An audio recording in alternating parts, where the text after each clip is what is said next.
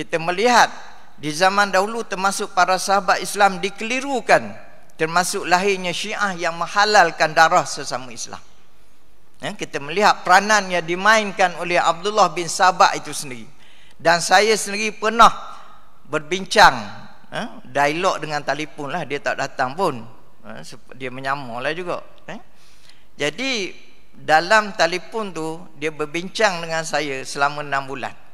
Tapi saya tak kisahlah, saya kata hal-hal khilaf-khilaf ni tak kisah. Tapi kita pergi pada bulan ke-6 baru kita bincang tentang akidah. Dia kata sahabat Nabi ni kafir, dia kata. Berapa orang je Islam? A'udzubillahi minasyaitonirrajim. Bismillahirrahmanirrahim. Wa sallallahu ala sayyidina Muhammadin wa ala alihi tahirin. Apabila mufti membawa satu dakwaan tanpa sebarang rujukan, maka ia hanyalah dakwaan kosong. Dalam buku Al-Fitnatul Kubra atau Malapetaka Besar dalam sejarah Islam, karangan sejarawan Ahlus Sunnah yang terbilang Dr. Taha Hussein, muka surat 440, katanya, lawan-lawan Syiah dengan sengaja hendak memasukkan unsur keyahudian ke dalam mazhab Syiah dengan tujuan menanam kebencian kaum muslimin kepada golongan Syiah untuk menghancurkan mazhab tersebut. Kalau sekiranya komplot Ibnu Sabah itu benar-benar merupakan kenyataan sejarah, sudah tentu komplot itu menampakkan pengaruhnya pada masa peperangan hebat di Siffin dan pasti pula akan menampakkan pengaruhnya pada kejadian pertengkaran di kalangan pengikut Ali bin Abi Thalib mengenai soal tahkim. Demikianlah, benar-benar tak nampak kesan pengaruh Abdullah bin Sabah. Itu pun orang yang digula-gulakan oleh naratif sejarah palsu sahaja yang terpengaruh. Tidak diketahui sejak bila Abdullah bin Sabah muncul di khalayak ramai, memberikan ucapan sehingga mempengaruhi sahabat-sahabat Nabi untuk memberontak, membunuh Osman dan mencetuskan peperangan sesama Muslim. Saya sendiri tidak dapat memahami sebab-sebab mengapa komplotan Ibnu Sabah itu tidak campur tangan dalam dua kejadian tersebut, kecuali satu hal, Abdullah bin Sabah atau Ibnu Sauda memang khayalan belaka. Jadi Mufti Terengganu teruskan berkhayal. Ramai lagi ulama ahlu sunnah yang menyebut Abdullah bin Sabah ini cerita dongeng disebabkan kewujudan peranannya boleh menghancurkan prinsip keadilan sahabat yang dibangunkan oleh ahlu sunnah. Sebabnya jikalau para sahabat Nabi dan para perawi hadis ahlu sunnah menerima pengaruh Yahudi ini, maka sumber agama ahlu sunnah juga berasal dari Yahudi. Dikarenakan demikian, ramai ulama ahlu sunnah terpaksa menolak kewujudan Abdullah bin Sabah. Anda boleh rujuk dalam video saya berjudul Jawapan kepada Asri Yusuf, ulama Sunni menafikan kewujudan Abdullah bin Sabah. Dalam video ini saya tunjukkan tulisan-tulisan dari kitab ulama ahlu sunnah yang menolak kewujudan Ibnu Sauda atau dikenali sebagai Ibnu Sabah. Oleh kerana Mufti Terengganu cuba menyebut peranan Abdullah bin Sabah dalam ceramah anti Syiahnya, maka saya nak bagi contoh peranan Abdullah bin Sabah dalam ahlu sunnah. Ini untuk orang yang percaya kepada Abdullah bin Sabah itu wujud seperti Mufti Terengganu, padahal ramai yang tidak percaya. Dalam kitab Al-Ilal wa Ma'rifatir Rijal karya Ahmad bin Hanbal muka surat 342, sami'tuhu yaqulu qala Yazid bin Zurai' haddatsana Syu'batu an Sulaiman al-A'mash wa kana wallahi kharabiyan sabaiyan wallahi laula anna Syu'bata haddasa anhu ma rawaitu anhu hadisan abada. Perawi berkata, aku mendengarnya berkata, Yazid bin Zurai' berkata, Syu'bah telah menceritakan kepada kami daripada Sulaiman al-A'mash. Demi Allah, Sulaiman al-A'mash seorang Karabian dan seorang ahli kumpulan Sabaiyah, iaitu salah seorang ahli kumpulan Abdullah bin Sabah. Demi Allah, kalau bukan kerana Syu'bah meriwayatkan daripadanya, nescaya aku tidak akan meriwayatkan satu hadis pun daripadanya selama-lamanya. Ini peranan kumpulan Abdullah bin Sabah atau Ibnu Sauda atau Sabaiyah. Dalam nota kaki, pentahqiq kitab menyebut, wal-a'mashu imamun fil hadis. Al-A'mash adalah imam dalam bidang hadis ahlu sunnah. Jadi yang menyebut peranan Abdullah bin Sabah itu adalah ahlu sunnah sendiri. Dan yang terpengaruh itu adalah ulama hadis kamu sendiri. Sekarang mari kita lihat peranan lain Abdullah bin Sabah. Dalam peristiwa pembunuhan Osman bin Affan, pada saya ia tidak wujud. Ini cerita rekaan. Tapi saya baca juga kitab ini untuk meluaskan dimensi pemahaman kita. Cerita peranan Abdullah bin Sabah ini sebenarnya tuan-tuan sekalian bertujuan untuk menutup aib Ahlus Sunnah bahawa para sahabat Nabi sebenarnya bangun memberontak untuk membunuh Uthman bin Affan. Tapi ulama Ahlus Sunnah berusaha sedaya upaya untuk menutup cerita yang sebenar. Lalu mengarang hikayat palsu bahawa seorang Yahudi bernama Abdullah bin Sabah menghasut para sahabat Nabi sehingga Uthman dibunuh. Baik, dalam kitab Uqbatul Minat Tarikh karya Uthman bin Muhammad Al-Khamis dalam bab Bad'ul Fitnati, permulaan fitnah, iaitu peristiwa pembunuhan Uthman. Asbabul fitnatu, sebab-sebab fitnah. As-sababul awal huwa as-sababul ra'isiyun.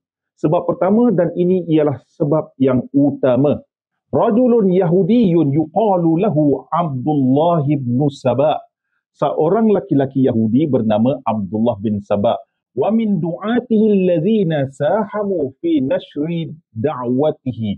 Antara para pendukungnya yang turut menyebarkan seruannya ialah Al-Ghafiqi bin Harbin, Abdul Rahman bin Udais Al-Balawi, Kinanah bin Bishrin, Sudan bin Humran, Abdullah bin Zaid bin Warqa, Amr bin Hamqil Khuza'i, Hurqus bin Zuhair, Hukaim bin Habalah, Qatiratus Sukuni wa ghairuhum. Demikian nama-nama orang yang menjadi pengikut Abdullah bin Sabah dan menyampaikan seruan Yahudi tersebut. Baik, kita lihat Abdul Rahman bin Udais Al-Balawi. Siapakah beliau? Dalam kitab Al-Isti'ab jilid yang kedua muka surat 840. Perihal Abdul Rahman bin Udais Al-Balawi, Misriyun Syahidal Hudaybiyah. Seorang penduduk Mesir telah turut serta dalam perjanjian Hudaybiyah. Kana Abdul Rahman bin Udais Al-Balawi mimman baya'a tahta syajarati Rasulullah sallallahu alaihi wasallam. Abdul Rahman bin Udais Al-Balawi adalah antara orang yang berbai'ah kepada Rasulullah di bawah pohon. Lihat, Ahlus Sunnah sering mendoakan para sahabat Nabi secara umum radhiyallahu anhu. Inilah salah seorang sahabat Nabi yang termasuk dalam doa Ahlus Sunnah itu. Wa kana al-amir 'ala al-jaysh al-qadimin min Misr ila al-Madinah allazi hasaru Uthman wa qataluhu. Dialah panglima pasukan yang datang dari Mesir ke Madinah untuk mengepung Uthman dan membunuhnya. Rawa anhu jama'atun minat tabi'ina bi Misr. Telah meriwayatkan hadis daripada beliau sekumpulan tabi'in di Mesir.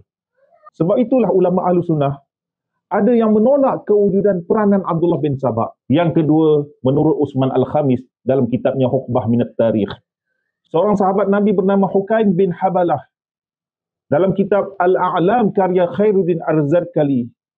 Hukaim bin Habalah Al-Abdi Sahabiyun, seorang sahabat Nabi.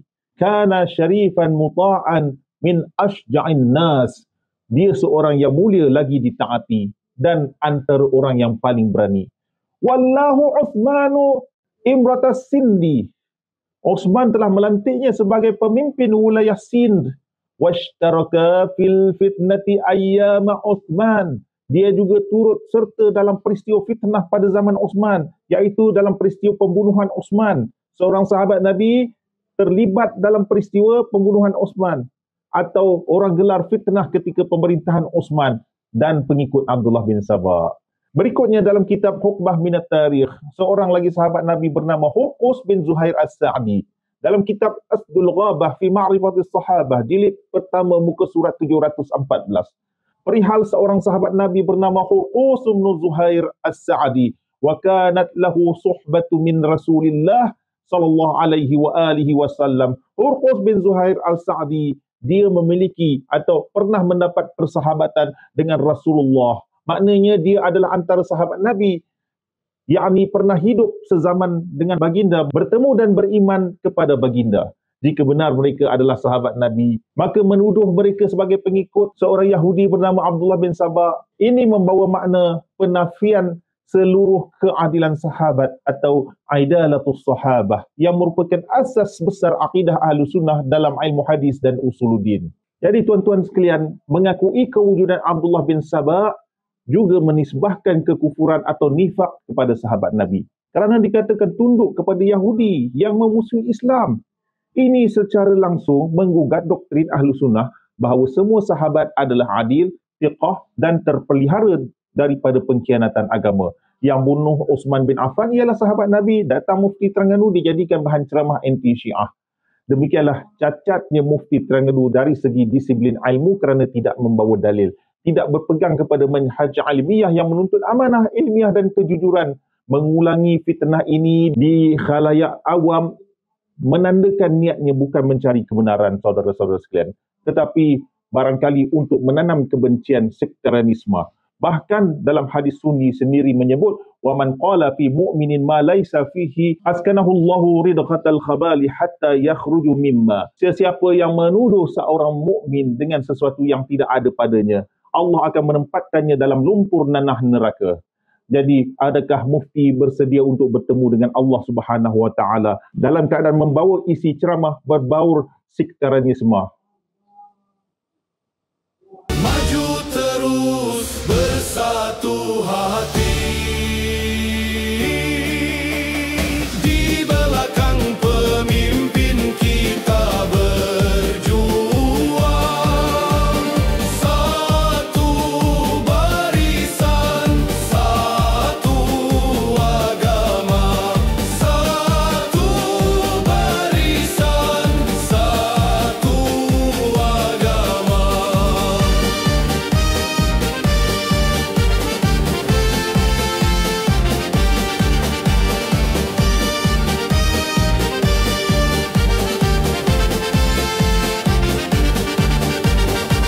Hidup Iran tanah merdeka, bawa cahaya iman dan revolusi.